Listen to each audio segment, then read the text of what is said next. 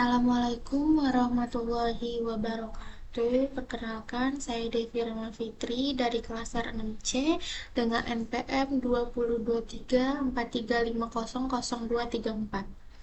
Pada kesempatan kali ini, saya akan mempresentasikan tugas data mining saya tentang klasifikasi penyakit liver menggunakan metode Gaussian Net-Bayes. Saya juga akan menjelaskan setiap bagian dari coding Nano yang telah saya bikin. Sebelum itu, kalian harus download Anaconda Navigatornya. Kebetulan saya sudah download dan saya juga sudah cari datanya melalui Kaggle. Di sini saya ambil data pasien penyakit liver, dataset klinis untuk klasifikasi penyakit hati. Di sini banyak pilihan ya, jadi kalian juga bisa cari data apa saja. Oke, lanjut. Kita buka Anacondanya.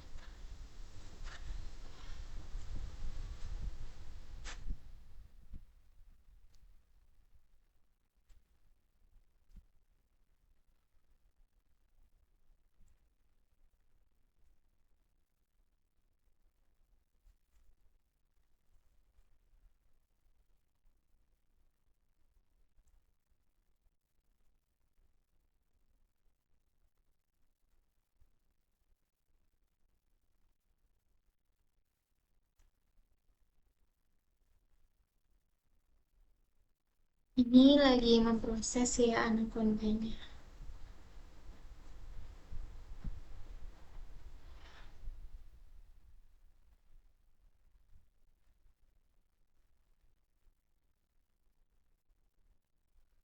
Kita tunggu saja sampai dia terbuka.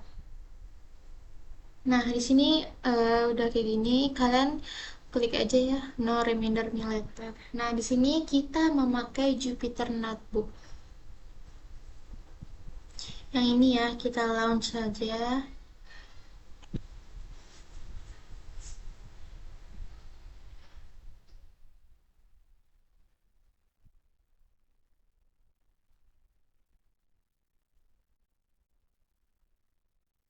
Nah, kalau sudah seperti ini, data yang kita download tadi itu kebetulan saya simpannya di download ya. Jadi kita klik saja. Di sini kita cari data pasien yang sudah kita download tadi. Nah, ini dari ya data pasien penyakit liver.csv. Kita klik centang, kita klik file, new, kita klik file. Habis itu kita notebook. Yang ini nih gak usah diganti ya, tetap saja kita select.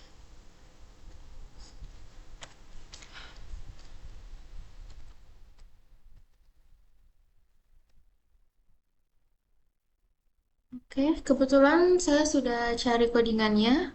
Langsung saja kita salin. Nih, saya sudah bikin codingannya juga semuanya. Sebentar kita scroll dulu. Nah, ini yang pertama, kita salin aja, kita salin, lalu kita tempel. Udah kayak gini, kita run, klik run. Nah, ini berhasil ya tandanya. Jadi pada bagian ini itu mengimpor beberapa library Python yang dibutuhkan untuk proses analisis dan klasifikasi data menggunakan algoritma NFBS. Selanjutnya, yang kedua, kita tampil lagi, lalu kita run lagi. Nah, di sini tuh ada 5 data pertama ya. Jadi pada bagian ini itu membaca dataset yang berisi data pasien penyakit liver, kemudian menampilkan isi dan informasi dataset agar dapat dipahami sebelum dilakukan proses klasifikasi. Di sini ada informasi datasetnya, ada statistik dataset juga. Oke, lanjut. Lanjut yang bagian ketiga, kita salin lagi, lalu kita tempelkan, kita run. Nah, dia akan muncul seperti ini. Jadi pada bagian ini itu melakukan pengecekan apakah terdapat data yang kosong atau di dalam database. Di sini ada ya, age, gender, total, di data kalian dan yang lain. Oke, lanjut. kita salin lagi aja, kita tempel lalu kita run. Nah, kalau seperti ini tandanya berhasil ya, bukan error. Jadi pada bagian ini itu menangani data yang kosong dengan menggantinya menggunakan nilai rata-rata pada setiap kolom numerik. Oke, lanjut.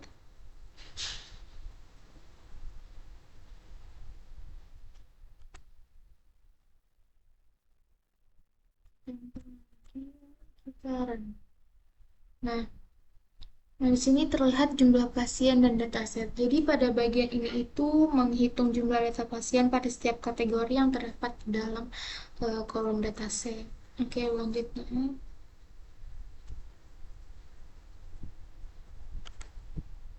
kita salin, kita tempel lagi, lalu kita run lagi. Nah, Nah, pada yang ini itu membuat grafik batang untuk menampilkan jumlah pasien berdasarkan hasil diagnosis. Jadi sehingga perbandingan jumlah pasien dapat dilihat dengan lebih jelas. Di sini tertera yang mengidap penyakit liver itu ada 414, yang tidak liver itu ada 165. Oke, lanjut.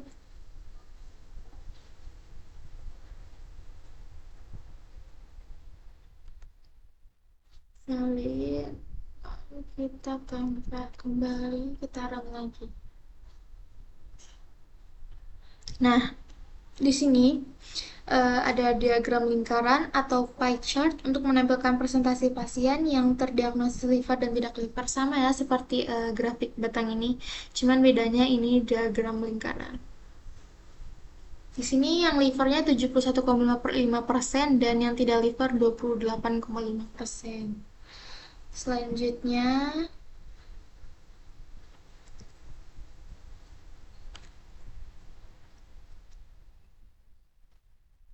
run lagi. Nah, di sini pada bagian ini itu membuat histogram untuk melihat distribusi umur pasien dalam database. Dengan grafik ini, kita dapat mengetahui rentang umur yang paling banyak terdapat pada data. Di sini ada umur 20, 40, 60, dan 80. Oke, selanjutnya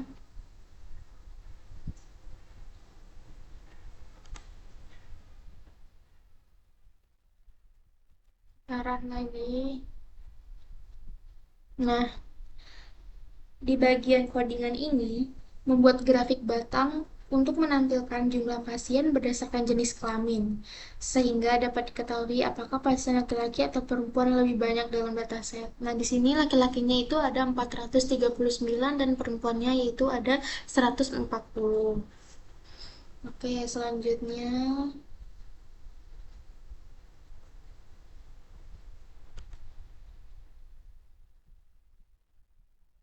kita tempel lagi lalu kita salin. Nah, di sini pada bagian ini itu memisahkan data menjadi data fitur atau X dan data target menjadi Y. Ini tuh dilakukan agar model NetBase dapat mempelajari hubungan antara data pasien dengan hasil diagnosis. Oke, selanjutnya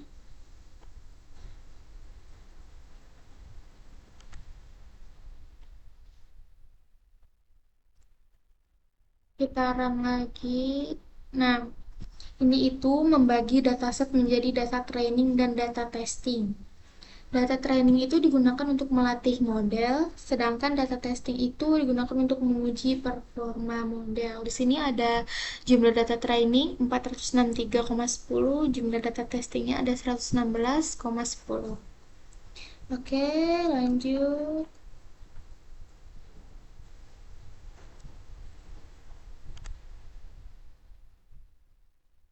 Seperti biasa, kita tempel, kita ini dihapus, kita run.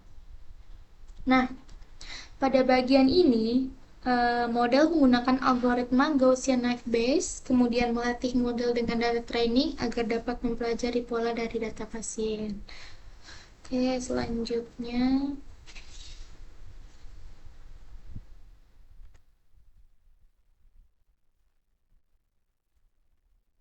kita run lagi.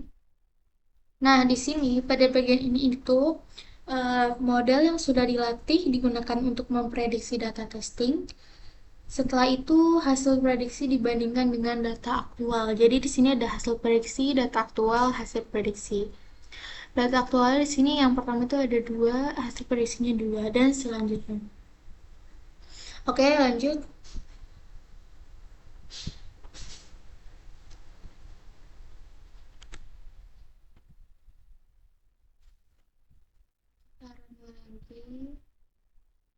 Nah, pada bagian ini menampilkan 10 data pertama dari hasil prediksi agar dapat dibandingkan secara langsung antara data aktual dan hasil prediksi model. Di sini terlihat ya. Data pertama aktual kedua, prediksinya 2. Data kedua aktualnya 1, prediksinya 1, dan seterusnya. Oke, selanjutnya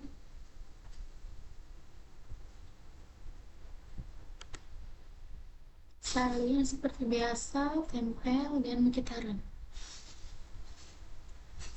Nah, pada codingan yang ini, model digunakan untuk memprediksi seluruh data pada dataset.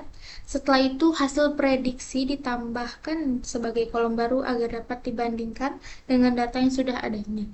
Ada data dengan prediksi, ada umur, ada jenis kelamin, dan lain-lainnya. Oke, lanjut.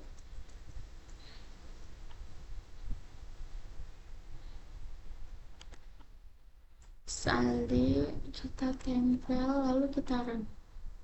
Nah, kalau kayak gini hasilnya tandanya berhasil ya. Jadi ini tuh menyimpan hasil prediksi ke dalam file CSV agar hasilnya dapat dibuka kembali atau digunakan untuk analisis selanjutnya. Oke, kita lanjut.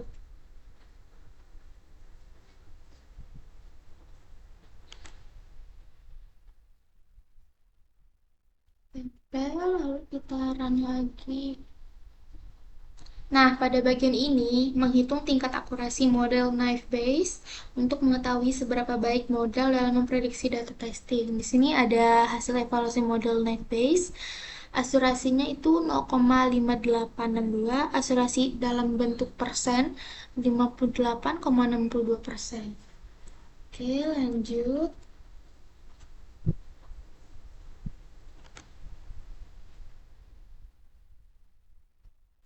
Kita run lagi. Di sini, pada bagian ini, membuat confusion metric untuk melihat jumlah prediksi yang benar dan yang salah dari model Naive Bayes. Di sini ada 27, 46, 2, dan 41. Oke, lanjut.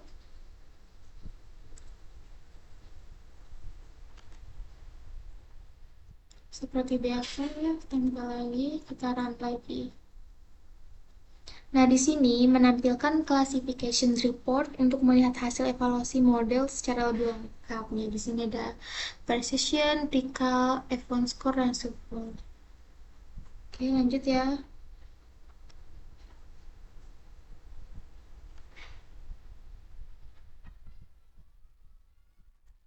Dirang kembali. Nah, di sini membuat visualisasi confusion metric dalam bentuk heat map agar hasil evaluasi model lebih mudah dibaca dan dipahami. Ini sama ya seperti yang di atas tadi, 2746241. Ini dalam bentuk confusion metric Naive Bayes ya. Oke, lanjut.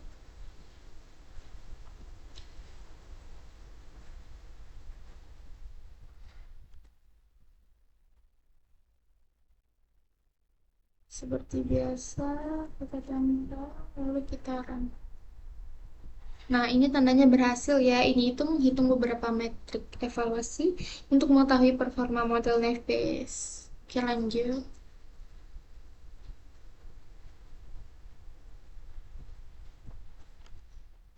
Salin, lalu kita tambah kembali, lalu kita run. Pada bagian ini, membuat tabel yang berisi hasil evaluasi model agar nilai akurasi, precision, recall, dan advance score lebih mudah dibaca. Di sini ada metrik dan nilai dalam bentuk persen ya. Akurasinya 58,62, precisionnya 76,06, recallnya 58,62, advance score-nya 56,70. Oke, lanjut.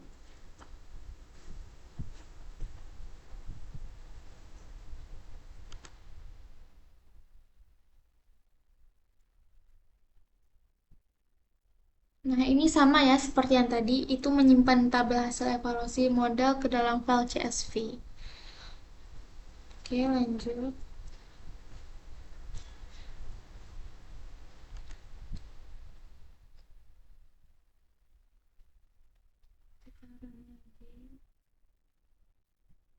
Nah, di sini grafik batang untuk membandingkan nilai akurasi, precision, recall, dan advance score sehingga performa model dapat terlihat dengan lebih mudah. Nah, di sini perbandingannya. 58,62%, 76,6%, 58,2%, dan 56,7%. Oke, lanjut.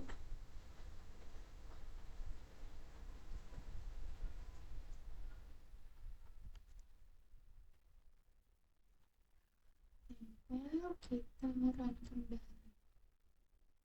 Nah, ini itu menguji model dengan data pasien baru untuk mengetahui apakah pasien diprediksi menderita penyakit liver atau tidak. Jadi di sini hasil prediksinya itu pasien tidak terdiagnosis penyakit liver. Oke, lanjut.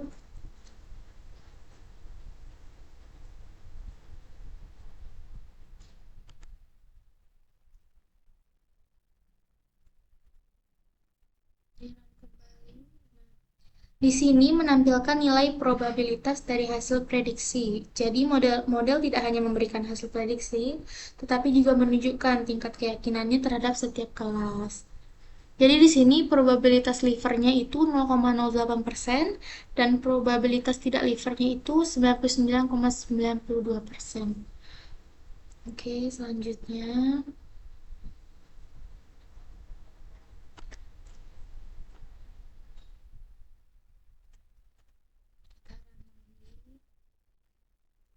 Nah, di sini ini itu menyimpan model knife base yang sudah dilatih ke dalam sebuah file agar dapat digunakan kembali tanpa perlu melakukan proses pelatihan dari awal. Di sini sudah menyimpan ya, berarti kita lanjut saja.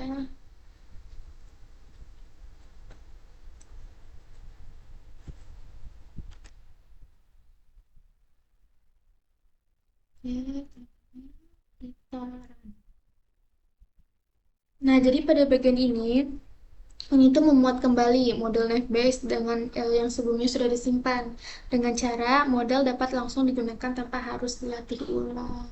Jadi ini sudah tersimpan kembali ya. Oke, lanjut. Dan yang terakhir, jadi saya juga bikin kesimpulannya juga. Oke, kita. Nah, di sini itu menampilkan kesimpulan dari seluruh proses yang telah dilakukan, mulai dari pengolahan data, pelatihan model, evaluasi, hingga prediksi pasien baru. Nah, jadi sini kesimpulan yang pertama itu dataset berhasil diproses menggunakan metode Gaussian knife bayes. Yang kedua, model berhasil melakukan klasifikasi pasien penyakit liver. Yang ketiga, hasil evaluasi dapat dilihat dari akurasi, precision, recall, dan advance score. Yang keempat, confusion matrix menunjukkan jumlah prediksi yang benar dan salah. Yang terakhir itu ada model dapat digunakan untuk memprediksi data pasien baru. Mungkin ini saja presentasi tugas data mining saya. Terlebih dan terkurang saya mohon maaf. Sekian.